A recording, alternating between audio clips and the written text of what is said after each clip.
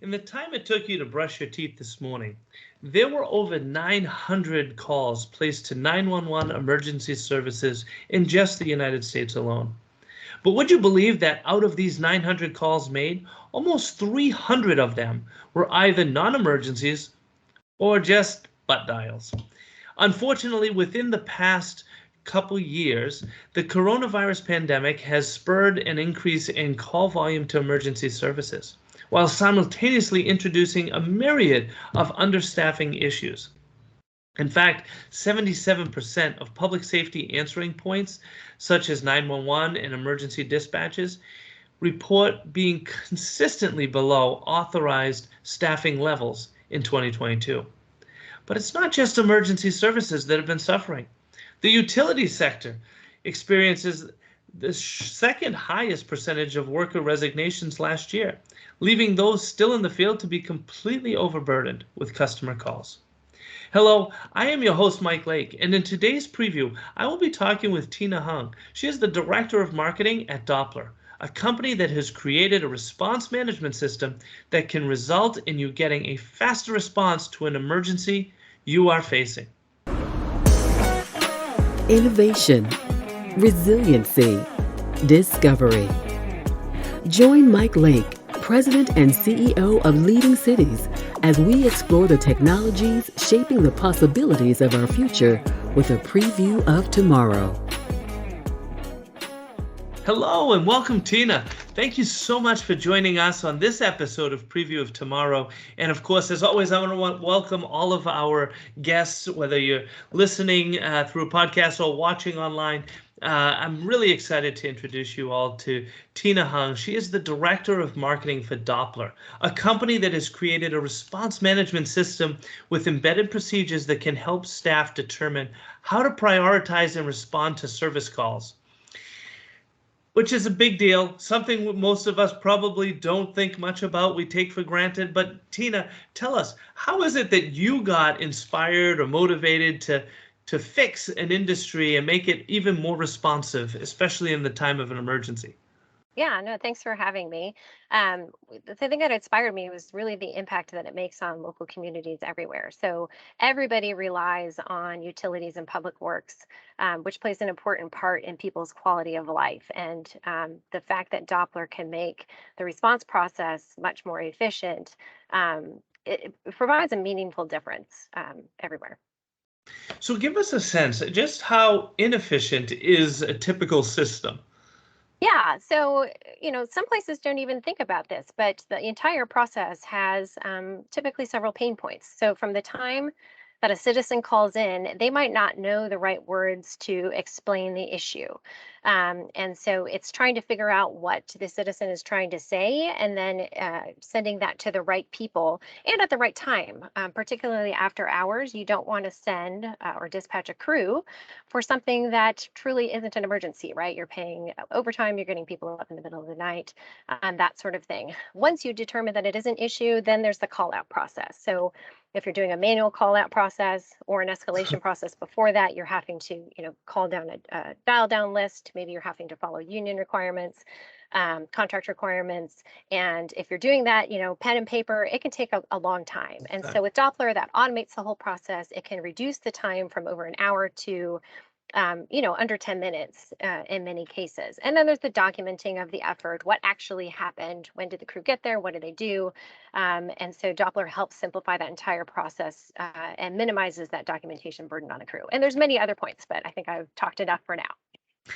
Well, tell us, so from an hour to under 10 minutes, I mean, this is a big difference in time. But that big difference in time, especially in this instance of an emergency, can have some really different outcomes as a result. Can you elaborate a little bit on what the impact of that time difference means? Absolutely. So in our traditional product, which really is used directly by utility providers and public works providers, to water main breaks, sanitary sewer overflows, power outages. It can be, it can make a difference in terms of revenue. More importantly, can make a difference in time in terms of, again, people's quality of life. So water main breaks can cause property damage. Sanitary sewer overflows can have environmental impacts. We also have a solution for public safety access points. And so these are call takers that are taking public safety emergency calls, heart attacks, car accidents, that sort of thing. They're also getting those utilities and public works calls. And in those cases, they need to transfer those off as soon as possible so that they can get back to those that next call that might be a public safety emergency. Given today's job market where these places are significantly understaffed, our technology, the ability to enable them to hand those off is really important, right? Because that next call could be life or death. Well, and I was just going to say, when we're talking about emergencies, I mean, I can't think of an example where someone in an emergency is calling 911 or whatever and says, oh, no, you can come in an hour or two. In every instance I could think of, it's I needed you here 10 minutes ago, not an hour from now. And like you gave some really interesting examples. I mean, a water main break, you don't want that continue to flood your house. Sewer backup, I'm not even going to get into that one. But also the more life and death situations, of medical emergencies and whatnot.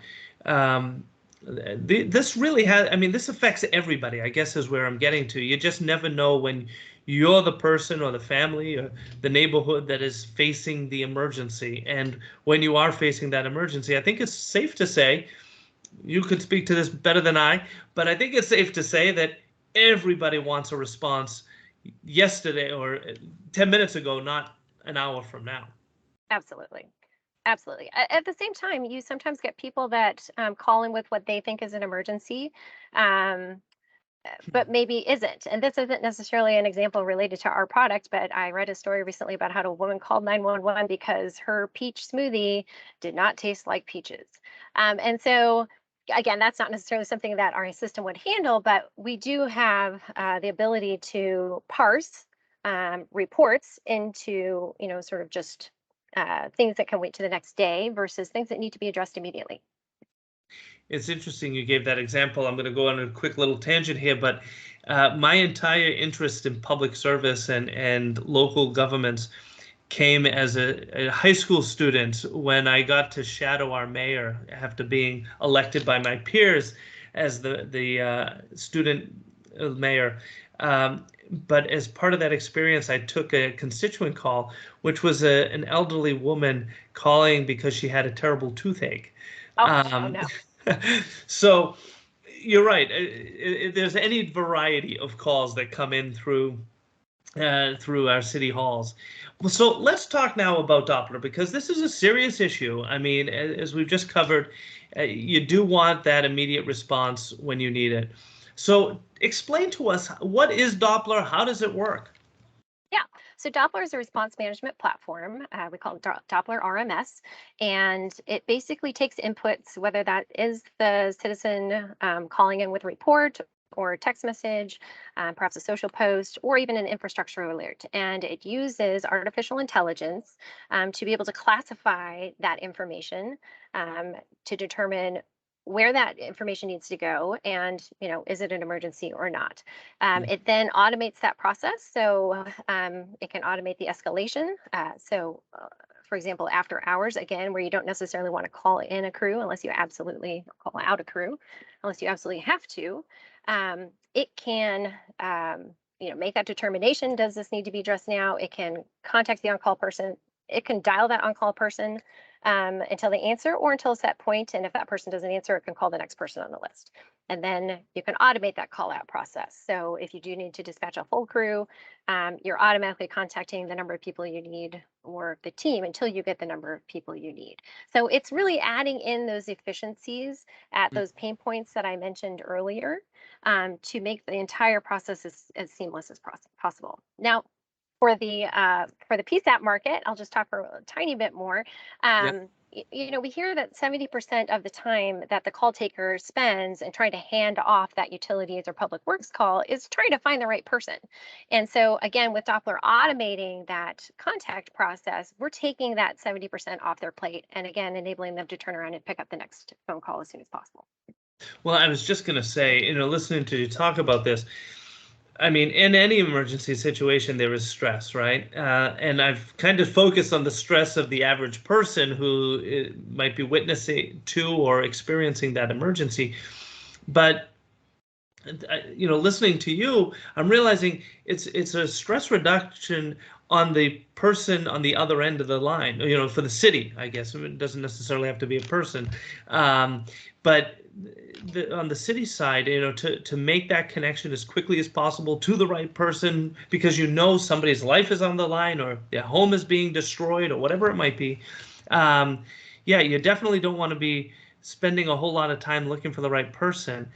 So knowing you have something like Doppler in place, huge stress relief for the city employee as well as the resident, let's say, who called in. Is that a fair summation? Yeah, absolutely. And I'll take that a step further. So, one of the tools within the platform enables a citizen to be able to track the progress of their request or their report. And so they can get a link. They can, verify that the information collected was correct, that their address is correct. They can upload a quick note if it's not, or if they have additional information to provide. They can upload a photo. If they, that generally helps responding crews understand the situation a little bit better. And so, yes, it gives that citizen the ability to communicate back, as well as, again, just track what's happening. Is that by a text message, smartphone, email? What's the platform there? Yeah, so they get a link via text message, and then go into the browser to be able to, like I said, upload those notes, those photos, and check status. Terrific. So in the end, what is the experience, I guess, of once the Doppler system is in place? We'll start with the person. Do they experience anything different? I mean, they're still making the same call, right? They are still making the same call, but they're getting an additional level of transparency. And they're getting that two-way communication. So rather than calling in, making a report, and then not knowing, what's going on, or if they have additional information, calling back in to try to get an update, they've got it all right there in front of them. So much simpler, like you said, peace of mind for them, knowing that things are being taken care of. And then on the employee side, the person who's receiving the call, what is their user experience like? So for the PSAP call taker, again, they're just able to transfer that call off as soon as possible. So rather than digging through papers, trying to find the right contact information, sitting on the phone waiting for somebody to pick up, they're just clicking a button. It's getting sent off to the right person. They can turn around. The information's documented in the system. The receiving end gets it. That call taker can take the next call. It helps the team as a whole also meet those performance goals that those PSAPs have, even when there's not a fully staffed team. And all of this, if I'm understanding correctly, is using artificial intelligence. Is that right? Yeah, it's a combination of tools, but artificial intelligence is absolutely key in helping understand that initial report and getting it to the right place. And you mentioned already the shortages in utility and 911 type call centers. I didn't address it when you mentioned it, but I want to take a quick second to say just how significant is that problem, and or how significant is that shortage, and how much of a problem can that be for residents in any community? Yeah, the PSAP market in particular is really struggling. I think I just read an article that Broward County in Florida has made offers to 90 people. There's another article that came out recently in Texas where they're, I think, 70%, 76% understaffed. So we're talking pretty severe shortages in some of these call centers or dispatch centers. And, when they're taking all different kinds of calls, it's very difficult, and especially when some of those calls can be life or death situations. The other factor about that is that it's not an easy job, and it is a stressful job. And when those centers are again taking all different kinds of calls, it's hard to remember what needs to go where. And so by automating or putting part of that with the utilities and the public works calls into a system, that alleviates their need to learn all of that up front, right? They can just rely on the system to make sure that the call for public works or utilities is getting sent to the right place. Well, that's amazing, especially when you're facing such shortages, which, by the way, we've been talking about the stress, but that's downright frightening to hear that level of shortage. Because as I said at the onset here, I mean, we all just make that phone call. We take for granted that there's somebody there to answer and to respond. So I want my standard question to all of our guests, looking out 10, 20, 50 years from now, let's assume every community has the Daupler system in place. What do you see as the overall impact for individuals, for the city or community itself, or even larger scale, society as a whole? Yeah, the impact's a little hard to talk about because you're talking about things saved, and things saved is a little hard to prove, right? But when you're responding faster to water main breaks, you're saving water supply in a time when a significant portion of the country is in a drought situation. You're saving in my environmental impact, where the stormwater issues or sanitary sewer issues aren't happening. So it's hard to quantify, but I certainly see a world in which response is fast. Citizens they know what's going on. Crews are happier because it's simpler for them, right? They don't have to endure some of the challenges that they have today. Teams can work with fewer people, which is important today. 50 years from now, it's hard to say how the technology is going to evolve, but I anticipate that the world will be focused on other problems because we'll have solved this one. Well, listen, I want to thank you as the average citizen who hopefully will never have to call with an emergency. But if I do, I know I would want a fastest response as possible. So I want to thank you for doing this work and tackling a challenge that, as I keep saying, most of us just overlook, don't even think much about. So we're grateful to you and the entire team at Daupler for making these emergency response systems so much more efficient.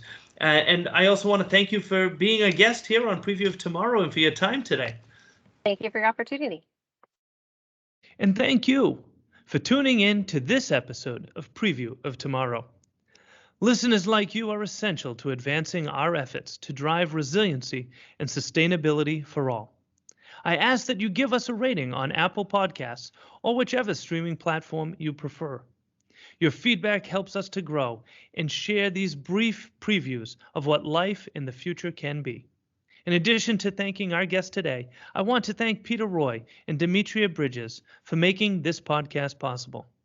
If you enjoyed this episode, please subscribe and encourage others to also join us each week in previewing the possibilities of tomorrow. Preview of Tomorrow is brought to you by Leading Cities, a global nonprofit driving resilience and sustainability for all by unleashing the potential of the world's cities. Join them at leadingcities.org.